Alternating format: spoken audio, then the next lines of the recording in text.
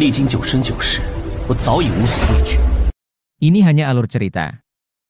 Dan jika suka alur ceritanya, mohon tidak lupa untuk di-subscribe dan di-like, terima kasih. Langsung saja ke alur ceritanya. Kinyang tersenyum lagi dan berkata, tak lama lagi, kamu dan aku akan bertemu kembali. Saat itu, aku ingin lihat sejauh mana kemajuanmu, bocah. Aku tidak akan mengecewakan guru. Kinyun berlutut dan mengangkat kedua tangannya. Perlahan, sosoknya hancur menjadi setetes darah, mengalir ke telapak tangan Kinyang dan menghilang. Sosok Kinyun sepenuhnya lenyap saat itu juga. Kinyang berdiri di dalam gubuk jerami, dan perlahan, semuanya lenyap. Sosoknya muncul kembali di ruang dalam dinding batu. Yun Xuanger dan Ye Ziqing menarik napas lega saat melihat Kinyang kembali. Ayo pergi. Mata Kinyang terbuka sedikit, kilatan tajam melintas. Dengan senyum tipis di wajahnya, ia berkata dengan santai, aku tidak menyangka begitu banyak perubahan terjadi selama aku pergi. Sepertinya banyak orang sudah lupa rasa takut akan dominasiku dulu. Senyuman itu membuat Ye Ziqing dan Yun Xuanger merinding ketakutan. Tiga sosok melangkah keluar dari dinding batu dan muncul di alun-alun yang bobrok. Namun, tepat saat ketiga sosok itu muncul, ratusan pasang mata langsung tertuju pada mereka. Saat itu juga, Tian An dan Ming Yong, bersama dengan Yun King Xiao dan Yun Qingyu, perlahan-lahan mendekati Kinyang. Kinyang menatap ke arah seberang. Di sana ada sekitar 100 sosok, dan aura yang mereka pancarkan begitu kuat. Tingkat kultivasi terendah mereka pun berada di ranah roda roh. Apa maksud dari semua ini? Kinyang menyapu pandangan dan perlahan berkata, apa yang kalian lakukan di sini? Di alun-alun yang rusak itu, selain orang-orang dari Kekaisaran Yunlan dan Kekaisaran Beiming, puluhan sosok lainnya juga muncul, jelas dari kekaisaran lain. Dan orang-orang ini berdiri di sana, tampaknya memang tidak berniat pergi, hanya terus menatap mereka. Ming Yong berkata dengan suara rendah, mereka dari Kekaisaran Dongjiang dan Kekaisaran Yunyang. Orang-orang ini sudah berdiam lama di sini, dan ketika melihat kita tidak pergi, mereka pun tetap tinggal. Mata Kinyang menyipit, memandang ke arah kelompok itu. Ming Yong, berikan saja apapun yang anak ini dapatkan di dalam sana, dan aku tidak akan menyulitkan Kekaisaran Beiming. Dari pihak Kekaisaran Dongjiang, seorang pria paruh-baya melangkah maju dan berkata sambil tersenyum, meskipun Kekaisaran Yunlan dan Kekaisaran Dongjiang sama-sama termasuk dalam 10 kekaisaran besar, tetap saja mereka tidak akan bisa melindungi Kekaisaran Beiming kalian. Bagaimana? Cukup jelas maksudku? Pria paruhbaya itu menatap Ming Yong dan Tian An, tersenyum sinis. Raja Jiangbei, bukankah kamu terlalu sombong? Ming Yong melangkah ke depan saat itu juga, dan berkata dengan suara dalam, apa kamu pikir tak ada lagi orang yang bisa diandalkan di Kekaisaran Beiming? Bukankah memang begitu? Raja Jiangbei tertawa dan berkata, di Kekaisaran Beiming kalian, selain Kaisar Ming Yuan, siapa lagi yang bisa berdiri di atas panggung? Sekarang Kekaisaran Beiming bukan lagi Kerajaan Beiming. Turunkan kesombonganmu, bagaimana? Tidak. Tiba-tiba, terdengar seruan tegas. Kinyang melangkah keluar dari kelompok Ming Yong dan Tian An, wajahnya menggelap saat itu juga, dan berteriak, kamu ini siapa? Seberapapun merosotnya Kekaisaran Beiming, itu tetaplah Kerajaan Beiming yang dulu. Kekaisaran Dongjiang kalian itu bukan apa-apa? Cuma omong kosong. Kamu. Saat Raja Jiangbei mendengar itu, wajahnya langsung berubah gelap dan melangkah maju. Aku kenapa? Kinyang kembali menatap dingin dan berkata, aku bilang kamu diam, berarti diam. Dari mana kamu datang? Pulanglah ke sana. Sekejap, suasana jadi sunyi senyap. Yun Xuanger dan Ye Ziqing pun tercengang. Apa yang terjadi dengan pemuda ini hari ini? Sepertinya hanya menghilang sebentar di dalam, tapi begitu muncul kembali, dia sudah benar-benar berubah. Apa yang terjadi tadi? Suasana hati Kinyang sekarang tampak sangat buruk. Sombong dan bodoh. Raja Jiangbei tampak bangga dan berteriak, bocah kecil di ranah roda roh, apa kamu pikir pantas bicara di sini? Tentu saja aku pantas bicara, tapi cucu sepertimu tidak. Kinyang melangkah lagi dengan ekspresi suram. Berani menghinaku? Kamu cari mati. Saat itu juga, Raja Jiangbei memancarkan niat membunuh yang kuat. Seorang anak bau kencur di ranah roda roh berani bertindak sewenang-wenang di hadapannya. Anak ini benar-benar tak takut mati? Raja Jiangbei pun melangkah maju. Aura dari tingkat kedua ranah marshal bumi langsung dilepaskan, menekan Qinyang. Melihat itu, Tian An dan Ming Yong segera melangkah maju. Bagi mereka sekarang, Qinyang bukan hanya sosok yang ditakuti, tapi juga seseorang yang pantas mereka lindungi sepenuh hati. Minggir kalian! Qinyang mencibir, lalu berkata, hari ini, aku akan membuka mata kalian semua dan menunjukkan seberapa hebat nenek moyang kalian dulu. Begitu mendengarnya, keduanya berhenti, tapi tetap bersiaga. Membuka mata, mereka sudah terbuka. Keluarga kerajaan Beiming memiliki warisan teknik spiritual Ming Huang Jin, kekuatan raja alam bawah, dan Akademi Dewa memiliki jurus pedang Kaisar Qingdao. Keduanya telah hilang selama puluhan ribu tahun. Tapi saat Qinyang datang, ia mengeluarkannya begitu saja seolah membuang sampah. Itu sudah lebih dari cukup untuk membuka mata mereka. Membuka mata. Raja Jiangbei marah besar saat itu juga. Sebagai bangsawan tinggi dari Kekaisaran Dongjiang, kapan ia pernah dihina seperti ini? Dihina secara langsung oleh bocah 16 atau 17 tahun. Kamu hanya seorang pangeran dari kekaisaran kecil, berani pamer di depanku? Kamu pikir bisa bicara soal Kekaisaran Beiming? Qinyang mendengus dan melangkah maju. Dengan tatapan malas tapi menyimpan niat membunuh yang dingin, dia berdiri di depan semua orang. Sepertinya ada yang tidak beres. Di pihak Kekaisaran Dongjiang, seorang pria parubaya dengan mahkota tampak serius. Itu adalah Jiang Qing, penguasa Kekaisaran Dongjiang saat ini. Saudara Jiang Qing, kenapa? Di samping Jiang Qing, seorang pria berjubah kasar tersenyum dan berkata, kurasa Raja Jiangbei benar-benar kesal. Bocah ini cukup menarik. Mendengar itu, Jiang Qing tersenyum kecut. Meski pria itu hanya berpakaian sederhana, ia adalah Yang Wentian, penguasa terkenal dari Kekaisaran Yunyang. Meski Kekaisaran Yunyang dan Dongjiang sama-sama termasuk 10 besar, Kekaisaran Yunyang memiliki garis keturunan dari Jenderal Yang Shuo, salah satu dari 18 jenderal surgawi. Dalam hal ini, Kekaisaran Dongjiang masih kalah jauh. Saudara yang benar. Alam 10.000 roh yang disegel oleh formasi besar Xuanming ini memang aneh. Kami kehilangan lebih dari setengah pasukan dan tak mendapat apa-apa. Dan bocah ini, jelas tadi dia keluar dari dinding batu itu. Dia pasti tahu sesuatu. Penguasa Jiang Qing melanjutkan, kalau dia tak mau bicara, bunuh saja. Kekaisaran Beiming harus sadar, mereka memang penguasa ribuan tahun lalu, tapi sekarang hanya sisa-sisa. Kalau sudah jadi sisa, harus tahu diri. Menyusut dan bersembunyi, itulah yang seharusnya dilakukan. Kedua orang itu mengobrol santai, sementara di sisi lain, Raja Jiangbei sudah murka. Dengan satu gerakan tangan, cahaya pedang muncul entah dari mana. Pedang roh pasir ini terbuat dari pasir roh. Bocah, mati di tangan pedang ini adalah kehormatan bagimu. Begitu berkata, Raja Jiangbei mencibir, dan dengan satu tebasan, ia menghantam ke arah Qinyang. Dasar tolol, cari mati. Saat itu juga, Qinyang langsung melangkah maju.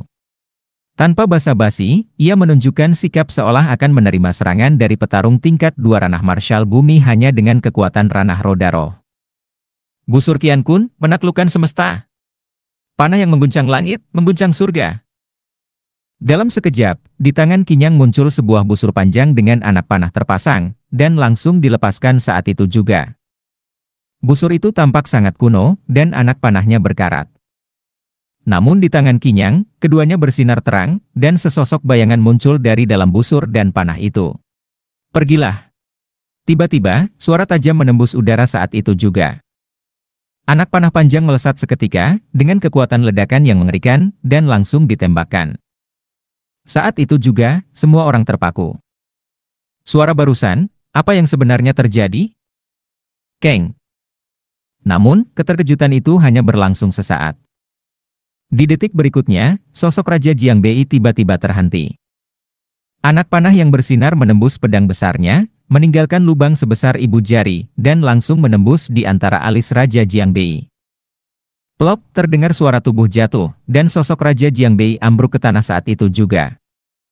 Raja Jiangbei yang terkenal, pemilik kekuatan tingkat 2 alam bela diri bumi, tokoh kuat dari Kekaisaran Dongjiang, kini, auranya benar-benar lenyap. Mati! Sekejap itu, semua orang di alun-alun bobrok itu benar-benar terpana. Qin yang berdiri tegap dengan busur di tangan, menatap mayat Raja Jiang Bei, dan berkata dengan dingin. Sudah kubilang, siapa kamu bertingkah sombong di hadapanku? Semua orang terpaku saat itu juga. Jiang Qing dan Yang Wentian berdiri di tempatnya, masih belum bisa keluar dari keterkejutan. Busur Qian Kun. Anak panah pengguncang langit. Tiba-tiba, suara Yang Wentian terdengar sedikit gemetar. Busur Qian Kun, anak panah pengguncang langit, senjata spiritual jenis apa ini? Mereka belum pernah mendengarnya. Jiang Qing juga menggenggam telapak tangannya saat itu dan berkata, Saudara Yang, kamu yakin? Yakin, jawab Yang Wentian. Di Kekaisaran Yunyang kami, jenderal leluhur kami Yang Shuo pernah mencatat langsung, busur Qian Kun dan anak panah pengguncang langit adalah senjata spiritual tingkat 5, dan termasuk dalam kelas atas. Yang paling penting, benda ini dulu digunakan oleh sesepuh Qing Yun, dan di dalamnya mengandung seberkas kesadaran spiritual miliknya. Mendengar itu, kelopak mata Jiang Qing langsung berkedut. Sesepuh Qing Yun. Siapa itu sesepuh Qing Yun? Guru dari Kaisar Mingyuan dan kepala Akademi Dewa yang terkenal, orang yang pernah berdiri di puncak benua Jiuyo. Bahkan sampai sekarang, banyak yang percaya bahwa dia belum mati, melainkan telah meninggalkan benua Jiuyo dan menjelajah ke dunia yang lebih luas. Karena itu pula, meski Kekaisaran Beiming telah jatuh, tak ada yang benar-benar berani memusnahkannya. Kalau sesepuh Qing Yun kembali dan mendapati kerajaan murid kesayangannya dihancurkan, darah bisa menggenangi benua dan pembantaian akan tak terhindarkan. Dikatakan bahwa sesepuh Qing Yun telah melampaui batas tertinggi alam Dewa Jiuyo dan mencapai tingkat yang tak terbayangkan. Senjata spiritual miliknya mengandung kesadaran ilahi. Kesadaran seseorang biasa tidak bisa disebut sebagai kesadaran ilahi. Hanya para raksasa yang telah melampaui alam dewa yang bisa membunuh hanya dengan seberkas kesadaran. Singkatnya, tanpa kesadaran ilahi, Qin Yang hanya bisa membunuh orang dengan kemampuan di alam roda roh tingkat menengah. Namun karena adanya kesadaran ilahi itu, meskipun Qin Yang masih berada di alam roda roh, dia bisa menggunakan busur dan panah tersebut untuk membunuh ahli di alam bela diri bumi. Saat ini, semua orang merasakan jantung mereka berdebar kencang. Jiang Qing tak bisa menahan diri dan kembali bertanya. Jadi, seberapa kuat busur Qian Kun dan anak panah pengguncang langit itu? Di bawah tingkat 3 alam bela diri bumi, 1 anak panah, 1 kematian. Begitu kata itu keluar, kelopak mata Jiang Qing kembali berkedut. Dia sendiri adalah ahli tingkat 3 alam bela diri bumi. Raja Jiang Bei telah mati, dan sekarang, bahkan Jiang Qing tidak berani berkata apapun. Busur Qian Kun dan anak panah pengguncang langit terlalu menakutkan. Qin Yang berdiri tegap dengan busurnya, menatap Yang Wentian dan Jiang Qing. Tempat ini adalah wilayah Kekaisaran Beiming. Jika kalian ingin mencari harta di sini, setidaknya sadar diri. Bahkan kalian juga bukan tamu. Jadi, jangan sok berlagak di sini dan membuatku kesal. Kalau tidak, 1 anak panah, kepalamu hancur. Mendengar itu, wajah Jiang Qing berubah menjadi sangat jelek. Yang Wentian melangkah maju, tersenyum. Tuan muda, memang kamu menguasai busur Qian Kun dan anak panah pengguncang langit yang luar biasa kuat. Tapi, aku harus mengingatkan, di dalamnya hanya terdapat 1 kesadaran ilahi milik sesepuh Qing Yun, dan itu ada batasnya. Kulihat seranganmu barusan, mungkin hanya bisa dilakukan 10 kali. Qin Yang menyipitkan mata, tersenyum, lalu, kamu mau bilang apa? Artinya, sekarang kamu hanya punya 9 kesempatan lagi. Setelah itu, senjata ini hanya akan jadi senjata spiritual biasa tingkat 5. Di tanganmu, jangankan mengalahkan ahli alam bela diri bumi, menghadapi roda roh pun takkan bisa. Yang Wentian berkata dingin, jadi, ku beri saran, jangan terlalu sombong, karena kamu masih muda. Kamu mengancamku? Qin Yang menarik tali busur Qian Kun, sambil tersenyum, masih ada 9 kali kan? Ayo, siapa yang mau mencoba jadi target anak panahku? Semua orang langsung mundur 1 langkah. Mana ada yang mau bercanda dengan kematian? Raja Jiang Bei saja langsung tewas. Wajah Yang Wentian langsung berubah dingin. Bocah ini, sama sekali tak punya rasa takut. Meski tahu kekuatan senjatanya terbatas, dia tetap menantang mereka. Bagus, bagus. Yang Wentian tertawa kecil. Mundur. Begitu dia berkata begitu, semua pasukan dari dua kekaisaran itu langsung menghela napas lega. Tunggu. Namun saat itu, terdengar suara perintah menghentikan langkah mereka. Itu suara Qin Yang. Mendengarnya, Ming Yong, Tianan, Yun King Xiao, Yun King Yu yang tadi sudah lega, kini langsung tegang kembali. Dua orang, tampaknya kalian sudah mendapat sesuatu dari tempat ini. Jadi, tolong tinggalkan di sini saja. Semua langsung terdiam. Tadi, Qin Yang menggunakan busur Qian Kun dan membuat mereka berhenti untuk mengincar harta yang didapatkan Qin Yang. Tapi sekarang, dia justru membalik keadaan, mengincar apa yang mereka dapatkan. Yang Wentian dan Jiang Qing langsung terdiam. Mereka sudah mengalah, tapi Qin Yang justru semakin menjadi-jadi. Bocah, apa kamu sudah pikirkan baik-baik? Tatapan mereka kini berubah dingin. Tentu saja. Qin Yang menyipitkan mata, tersenyum. Kalian pasti mendapatkan serpihan sisik di sini, bulu dari transformasi terakhir binatang spiritual tingkat 9, Yan Huangkue. Benda itu sangat berguna bagiku. Jadi, tinggalkan saja. Mendengar itu, Ming Yong dan Tianan langsung berkeringat dingin. Yang satu penguasa kekaisaran Yunyang, yang satu lagi penguasa kekaisaran Dongjiang. Dan Qin Yang malah terang-terangan mengancam mereka. Hahaha. Yang Wentian yang wajahnya biasa saja, kini tertawa. Bagus-bagus, kamu bocah kecil yang menarik perhatian sang kaisar. Ia pun berhenti, lalu menatap Qin Yang. Aku ingin tahu, dari mana kamu dapat rasa percaya diri sebesar ini. Begitu selesai bicara, Yang Wentian mengayunkan tangannya, dan sehelai bulu yang berkilauan muncul di tangannya. Pada saat ini, semua mata tertuju pada tangan Jiang Qing. Bulu itu memancarkan cahaya api, mengandung aura yang membuat orang bergidik. Qin Yang tersenyum tipis dan mengangguk, benda itu memang ini, sehelai bulu dari binatang roh tingkat 9, Yan Huangkue, juga dikenal sebagai bulu Yan Huang. Benda ini bisa ditempa menjadi senjata spiritual tingkat 9 yang luar biasa. Senjata spiritual tingkat 9. Semua orang langsung menatap bulu di tangan Yang Wentian. Apa arti dari senjata roh tingkat 9?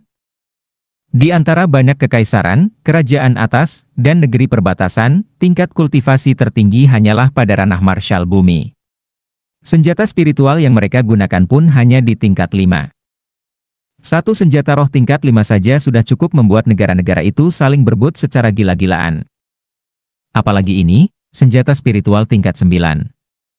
Benda seperti itu bahkan hanya dimiliki oleh para penguasa sejati di benua Jiuyo, yakni 4 sekte besar. Bulu roh Yan Huang ini mampu ditempa menjadi senjata roh tingkat 9. Jangan katakan dua kekaisaran besar ini, bahkan jika orang dari 4 sekte besar hadir, mereka pasti akan tertarik. Yang Wentian memandangi Qin Yang dan berkata, bocah, kaisar ini sudah mengalah, tapi kamu benar-benar tidak tahu diri. Suasana mulai memanas. Orang-orang dari kekaisaran Beiming dan kekaisaran Yunlan mulai bersiap-siap secara diam-diam.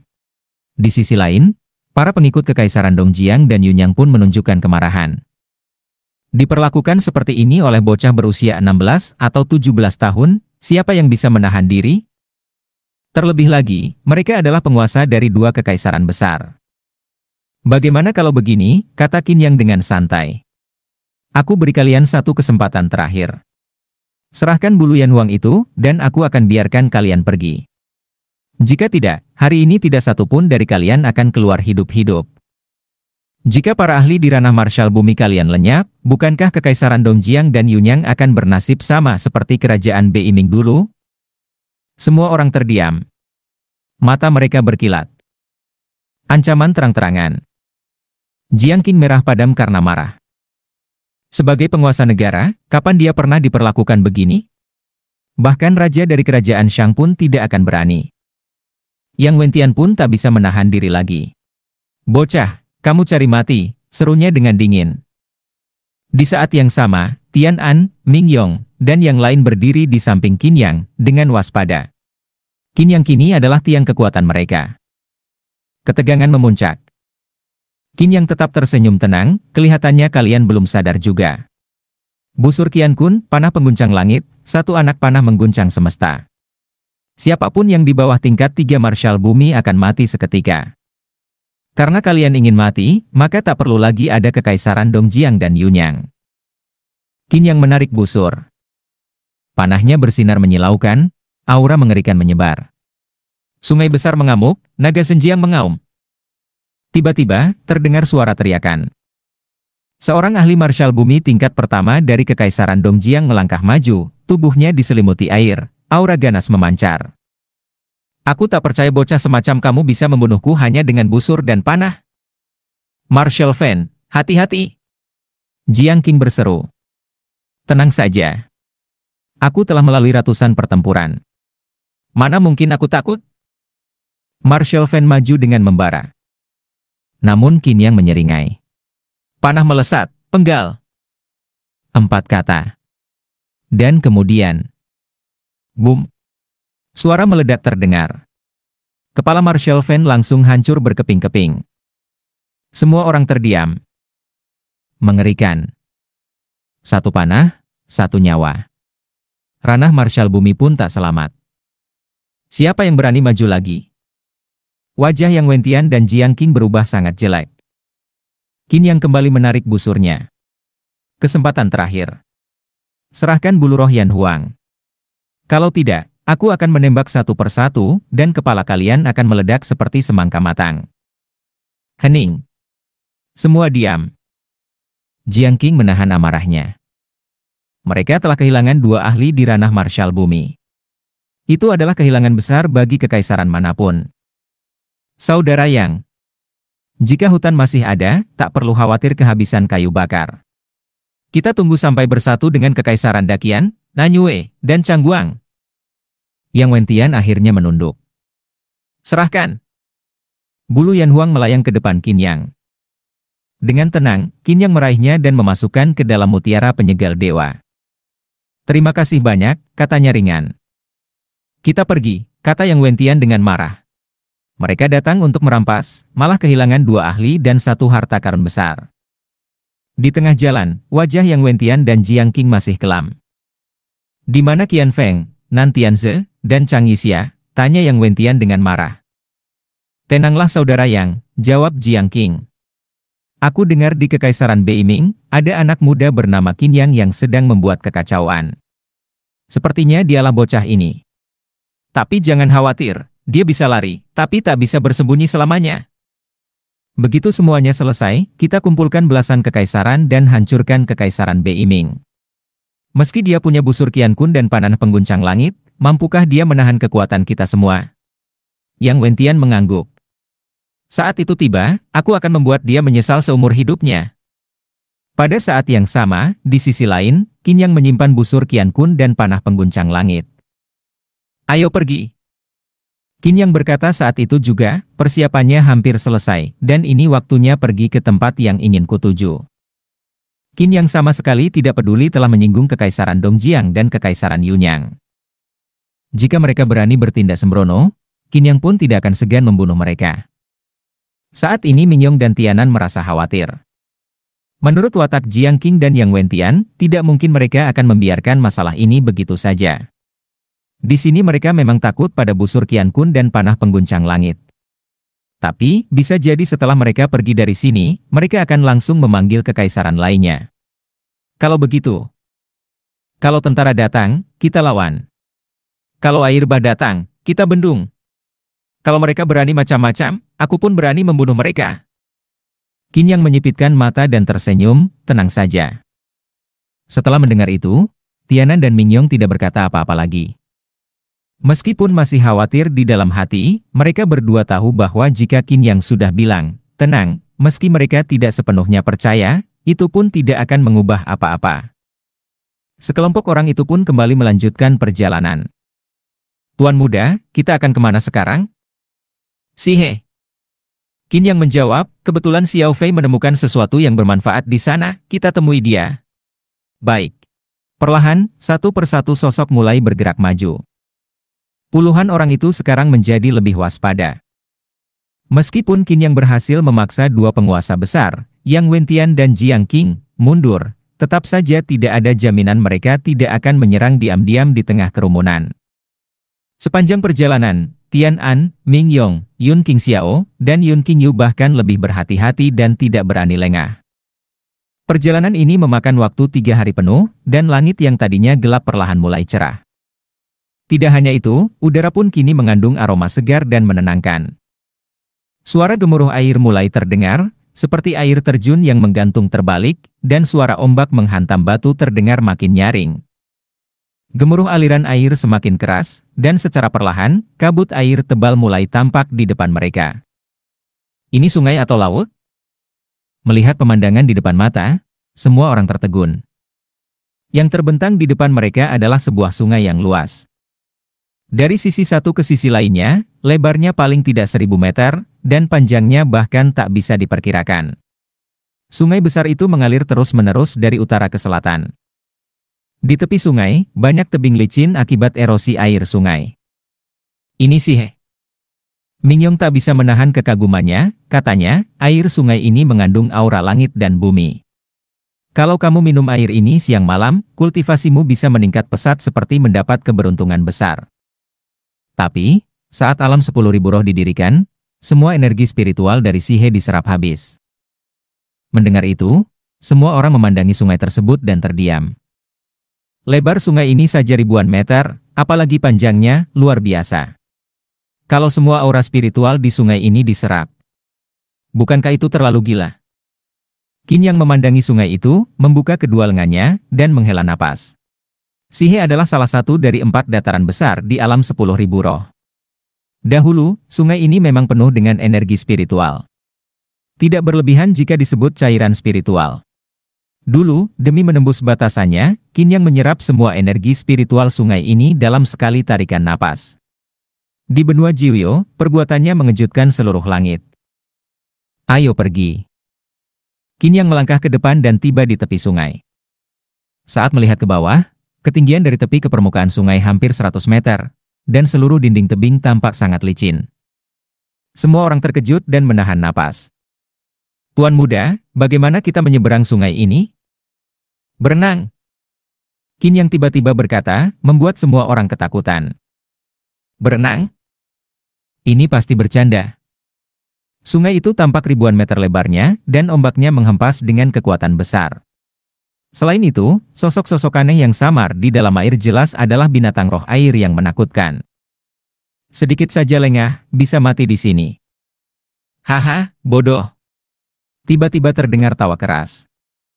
Di kejauhan, puluhan sosok muncul satu persatu dan berdiri di tepi sungai. Di antara mereka, 2 orang terlihat mencolok dengan aura kemewahan mereka. Anak muda, jangan asal bicara kalau tak tahu apa-apa. Salah satu pemuda itu tertawa dan berkata, tempat ini disebut Sihe, tempat paling legendaris sekaligus paling berbahaya di alam 10.000 roh. Selama puluhan ribu tahun, banyak binatang roh tingkat 4 dan 5 yang lahir di dalam sungai ini. Terjun dan berenang menyeberang? Kamu hanya akan jadi tulang belulang. Lagi pula, kalaupun kamu bisa berenang sampai seberang, kamu takkan bisa naik dari tebing licin itu, belum lagi tarikan kuat dari arus sungai. Lan Feiwu tersenyum puas saat ini. Sebagai pangeran dari Kekaisaran Nanlan, ia datang ke tempat ini bersama rombongannya dan mendapatkan banyak pengalaman. Sihe, salah satu dari 4 tempat terlarang di alam 10.000 roh, meski berbahaya, juga melahirkan banyak harta langka dari langit dan bumi.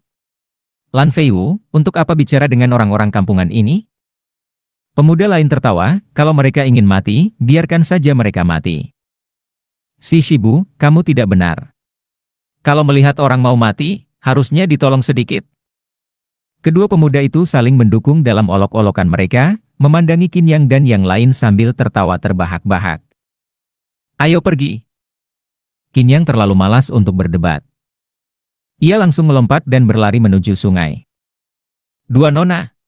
Saat itu juga, Lan Feiwu maju dengan tergesa-gesa dan berkata, kali ini kami sudah bersiap. Kami membawa batu-batu dan bahan untuk membuat jembatan. Kalian berdua, naiklah bersama kami. Lan Feiwu berbicara lembut, menatap Yun Xuang-er dan Ye Ziqing. Sayangnya, 2 wanita cantik luar biasa ini justru mengikuti pemuda yang menurutnya tidak tahu apa-apa. Di sisi lain, si Shibu sudah memberi perintah kepada bawahannya. Dari puluhan orang itu, satu persatu maju, membuka tangan mereka, dan mengeluarkan api pil. Tak lama, batu hijau zamrud muncul di tangan mereka. Api membakar batu-batu itu hingga meleleh. Batu itu menyebar seperti noda air. Namun detik berikutnya, saat api padam, cairan itu langsung mengeras seperti batu giok tipis sehalus sayap serangga. Lan Feiyu tersenyum dan berkata, batu ini disebut giok roh hampa. Jika terkena api, ia meleleh, tapi saat api padam, ia akan mengeras sekuat baja dan mampu menahan puluhan orang. Kali ini kami membawa banyak giok roh hampa. Dijamin semua orang bisa menyeberang sungai. Bagaimana menurut kalian, nona-nona? Sambil berbicara, para alkemis itu sudah mulai membangun jembatan, melelehkan giok, menyebarkannya, dan mengulurkannya dari tepi tebing ke tengah sungai. Qin Yang hanya tersenyum memandang mereka berdua, tanpa banyak bicara, lalu melompat langsung ke sungai. Yun Xuan'er dan Ye Ziqing mengabaikan Lan Feiyu dan si Shibu, langsung melompat dan mengikuti Qin Yang. Melihat Qin Yang melompat ke air, Tian An, Ming Yong, dan Yun Qingxiao tentu tak berani lengah dan segera menyusul. Dalam sekejap, puluhan sosok masuk ke dalam air satu persatu. Idiot! Melihat ini, Lan Feiyu mengumpat dengan suara dalam. Saudara Lan, kenapa repot-repot mengurusi mereka? Si Shibu berkata sambil tersenyum saat itu, kita bangun saja jembatan dan lanjutkan perjalanan ke tengah sungai. Lalu kita lihat sendiri bagaimana mereka dimangsa satu persatu oleh binatang roh di sungai ini. Nanti, dua gadis kecil itu pasti ketakutan setengah mati, dan pada akhirnya mereka akan melompat ke pelukan kita, minta diselamatkan, dan kita tarik saja mereka pakai tali, bagaimana? Setuju. Lan Feiyu mengangguk saat itu dan tidak banyak bicara lagi. Apa kalian semua melamun? Cepat bangun jembatan. Beberapa alkemis roh pun segera mempercepat pekerjaan mereka, dan jembatan dari batu giok kongling terus memanjang. Dalam waktu sebatang dupa terbakar, mereka sudah mencapai tengah sungai. Sementara itu, di bawah, Qin Yang telah melompat ke sungai bersama puluhan orang lainnya. Dampak besar dari lompatan mereka membuat semua orang kacau. Lindungi Tuan Muda Qin. Ming Yong segera berseru, dan beberapa sosok segera bergerak mendekat ke arah Qin Yang. Yun Qingxiao, berikan aku seruling Ling Yuan. Saat itu, Qin Yang bersandar pada batu besar di tepi sungai, menstabilkan tubuhnya, dan berbicara. Tanpa berkata apapun, Yun Qingxiao langsung mendekat dan menyerahkan seruling Ling Yuan kepadanya. Mereka pikir cuma mereka yang bisa membangun jembatan? Qin Yang tersenyum, mengikat rambutnya, dan menggenggam erat seruling tersebut. Suara seruling yang merdu pun mulai terdengar, tinggi dan rendah bergantian dengan ritme yang aneh. Diiringi suara seruling yang indah, arus bawah di permukaan air mulai bergejolak. Itu binatang roh tingkat 4, Rodent Jade Shark, hiu giok penggerogot. Benar-benar hiu giok penggerogot, dan jumlahnya bukan satu. Saat itu, semua orang panik. Hiu-hiu giok itu panjangnya lebih dari 10 meter, dengan pola indah di tubuh mereka. Mulutnya terlihat lembut seperti lumba-lumba, membuat orang ingin mendekat, tapi jika tertipu oleh penampilannya, bisa dipastikan mati tanpa jejak. Penampilan mereka memang menarik, tapi mereka adalah pembunuh sejati. Jika mencium bau darah sedikit saja, mereka akan menyerang membabi buta. Hati-hati semua, jangan sampai terluka oleh hiu-hiu giok ini. Kalau sampai ada yang berdarah, lebih banyak lagi hiu giok yang akan muncul. Mendengar ini, semua orang langsung menahan napas. Haha. Sekelompok idiot. Saat itu, dari atas jembatan di tengah sungai, Lan Feiyu dan si Shibu tertawa terbahak-bahak. Shibu, lihat itu? Lan Feiyu tertawa sampai membungkuk, mereka pikir mereka siapa, sekarang mereka akan mati tanpa kuburan. Saudara Lan, jangan lupa, dua gadis itu juga ada di bawah sana. Shibu menjilat bibir dan menyeringai. Lan Feiyu tertawa lagi, tenang saja, aku takkan lupa.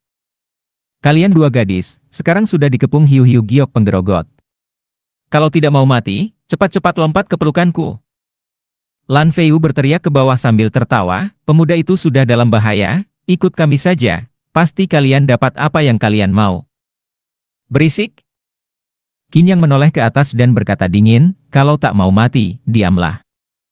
Begitu kata-kata itu keluar, Lan Feiyu langsung marah. Menurutnya, Qin yang sudah diambang kematian, tak punya kemampuan melawan, tapi masih berani bicara sombong padanya.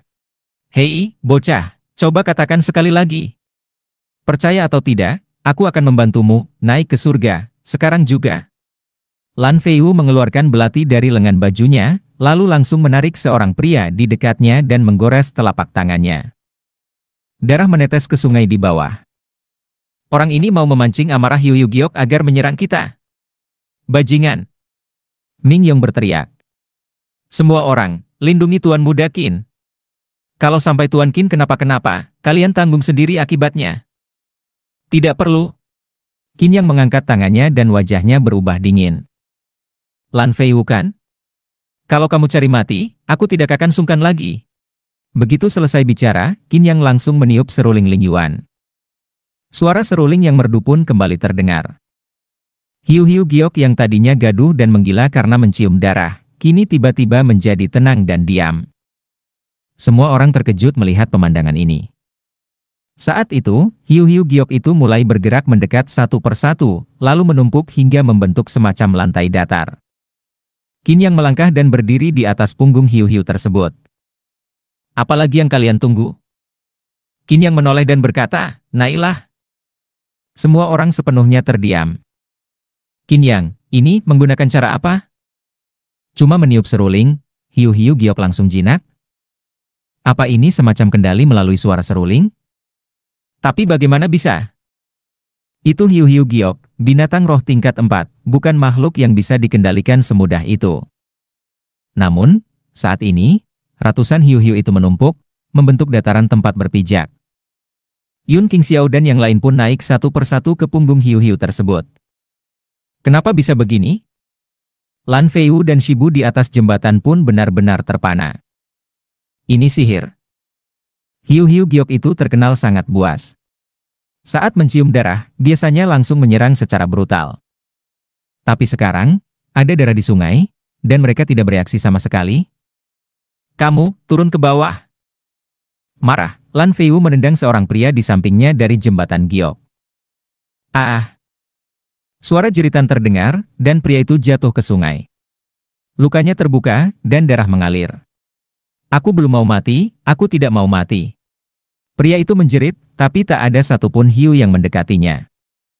Kenapa bisa begini? Wajah Lan Feiwu langsung pucat. Saudara Lan, seruling di tangan bocah itu tidak biasa. Kita selesaikan dulu saja menyeberang, kalau terlalu lama di sini, bisa celaka. Baik. Arus sungai Sihe sangat kuat. Kalau tidak hati-hati, bisa terseret arus ke dasar dan tidak bisa naik lagi. Lan Feiwu akhirnya menahan amarahnya. Anak itu memang aneh. Mau pergi sekarang? Qin yang menatap ke atas dan tersenyum tipis, jangan pergi. Tinggallah dan matilah di sini. Orang ini sudah beberapa kali mencari mati, awalnya Qin yang malas mengurusinya, tapi kini, dia pikir orang ini memang layak mati. Kamu pikir bisa menghalangi kami? Lan Feiwu mendengus. Kalau aku sudah menyeberang, aku akan urus kamu nanti. Kamu takkan berhasil menyeberang. Qin yang berseru, meniup seruling lagi. Seketika, Yu Yu Giok di sekeliling mereka, dengan mata memerah dan gerakan buas, melompat satu persatu. Krek! Suara patahan terdengar, jembatan dari giok eterik yang setipis sayap capung namun sangat kuat itu, langsung terkoyak. Namun kekuatan itu bukan tandingan gigi-gigi tajam milik Yu Yu Giok tingkat 4. Gigi-gigi putih berkilauan menggigit dan menghancurkan jembatan giok. Tidak! Pupil mata Lan Feiwu melebar, wajahnya dipenuhi ketakutan. Namun sudah terlambat.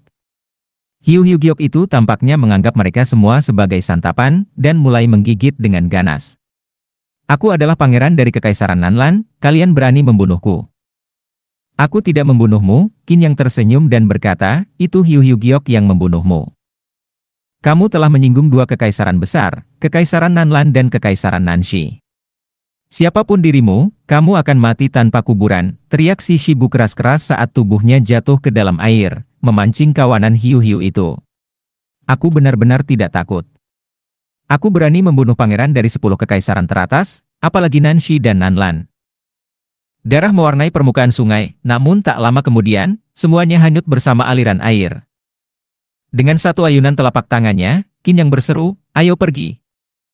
Suara air menyembur terdengar, dan hiu-hiu giok itu bergerak serentak saat itu juga, seolah membentuk perahu, meluncur ke hilir.